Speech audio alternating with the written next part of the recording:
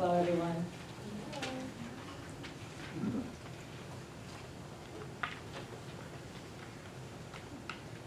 So, I think I want to bring you all in a little bit. Language diversity is based on our different histories. Ideology is our belief systems based on individual histories and experiences with both positive and negative consequences.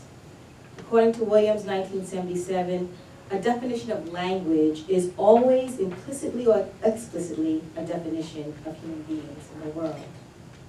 Irvine and Gall, 2000, say that the representation of language is not ideologically neutral. Linguistic ideologies are held by immediate participants as well as observers. And so today I want to ask you, what are your ideologies? And what are your belief systems? One year in a lecture class, I asked students to write opinion pieces after a semester of learning about African American English structure. And one of my white students remembering the first time she heard African American English notes. It was the first day in public school. All of my education prior to that was in predominantly white private schools. I wasn't that young, 14, but when I heard it, I was stunned. I even remember the sentence from the girl who sat in front of me in homeroom. Conversing with another black girl, she commented about their mutual friend. That girl be pissing me off. All I remember thinking is, my God, they actually talk like that? The now adult recounting this story feels that this is a poignant example of how stigmatized African American English is in our society. And I would add its speakers.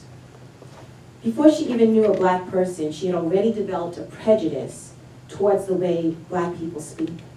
It sounded ugly and uneducated to her. Today, she's left wondering if she, a then 14-year-old girl, could think that way. What do people who educate black children and interact with their language and culture think?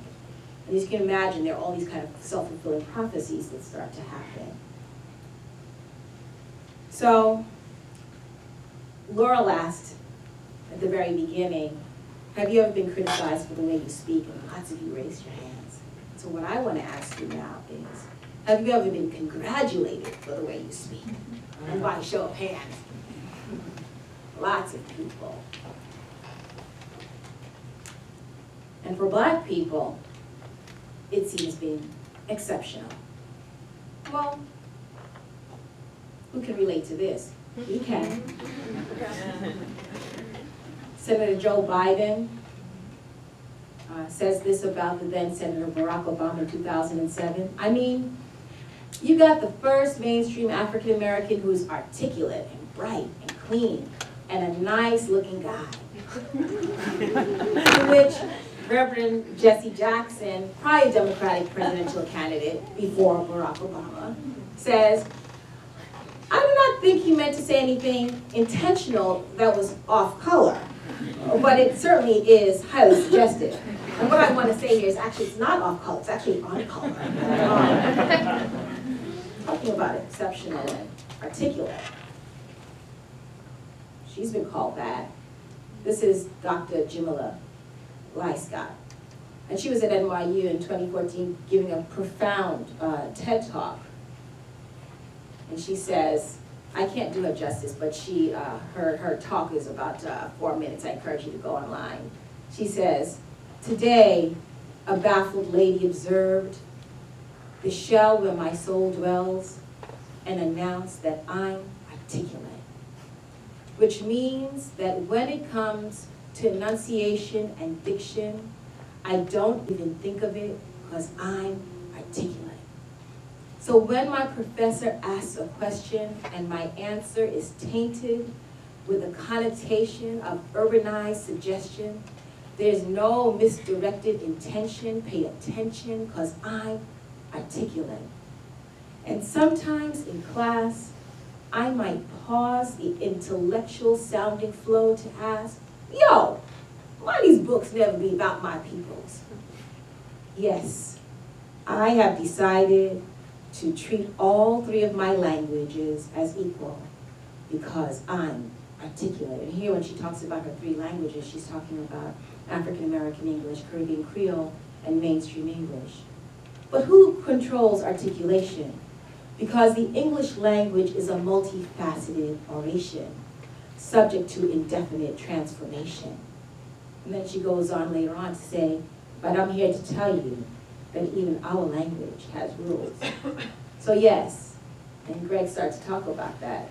African American English, like other dialects of American English, has rules.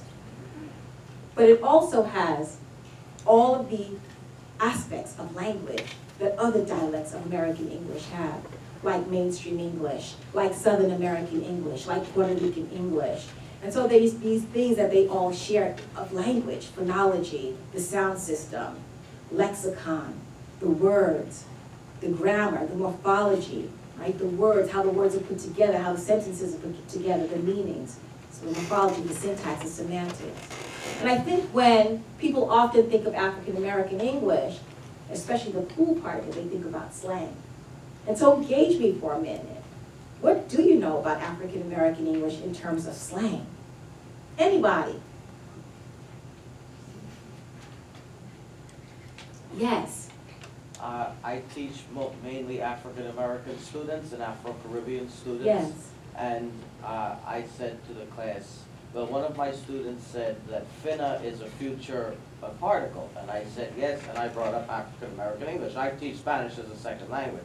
And we're doing the future tense. So one of my students, who is African American, he said, yes, I've heard of African American English with slang. I said, it's a lot more than slang. And, you know, that's the first thing. Of course, the people who are in the community, not people who just are outside of it, people who are in the community, think of that first when you talk about that classification. So let me talk about some of the cool things, right? The slang that we're talking about. A very small part of African American English, on fleek, right? So we all know that, what does it mean? What's on fleek these days? Dunkin' Donut, get a Dunkin' Donut, it's on fleek, right? From the get-go, 24/7, on the down low, living large, nitty gritty, high five. Some of these things you even say yourself, right? And so African American English is more than the sum of its words, and it does have rules, right? And so I can go on, but I have a class where I teach these actual rules of African American English, and I'll leave it at today that it's systematically rule governed. And one of the examples that I want to give is the grammar.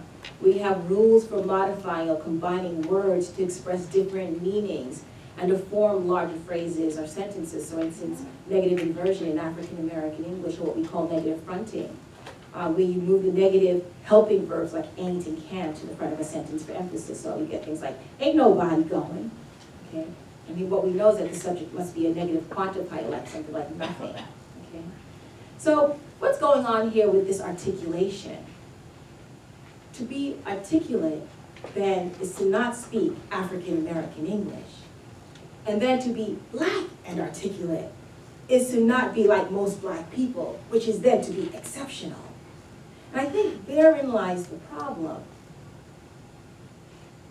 Many people want to know, well, what should I be calling an African American who is articulate? We'll get to that. Merriam-Webster says, articulate, to be articulate, is to express something such as an idea in words, to say or pronounce something such as a word in a way that can be clearly heard and understood. Yes, according to whom? But I think the point is that African Americans who speak African American English and those who don't would say that they're always being articulate. It's inherent to them speaking language. And so then what does this all mean? Well, I think it means that African American English serves as a guise for deep-seated racial ideologies about African Americans and black people more generally that I think we all have. And it becomes not only what we think about them, but the ways we covertly and oftentimes unknowingly express our ideologies with and without language. And I was trying to figure out of all the different ways that I could kind of reveal this to us. And I thought to go back to some ideological contrast during Hurricane Katrina, talking about verbs without words.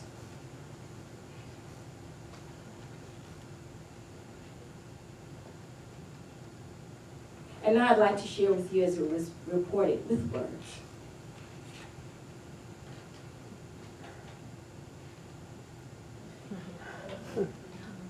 Very subtle, but you get my point. On one hand, you have two whites going and wading through water, finding bread. And on the other side, you have a young black person looting a grocery store. So again, what are ideologies that we bring to the table? And what are words like articulate doing with language? So it's not just about the language that people are using and the way they're using it, but it's also the way that we use language to talk about people. I can imagine that you would want to ask me, okay, as I said, what else, what other words can I use, right? It makes you become almost self-conscious if you should actually be using words to compliment someone who you think is doing something well. So I have a child who's 10 years old, and she had done the Common Core, had done a very good job at it.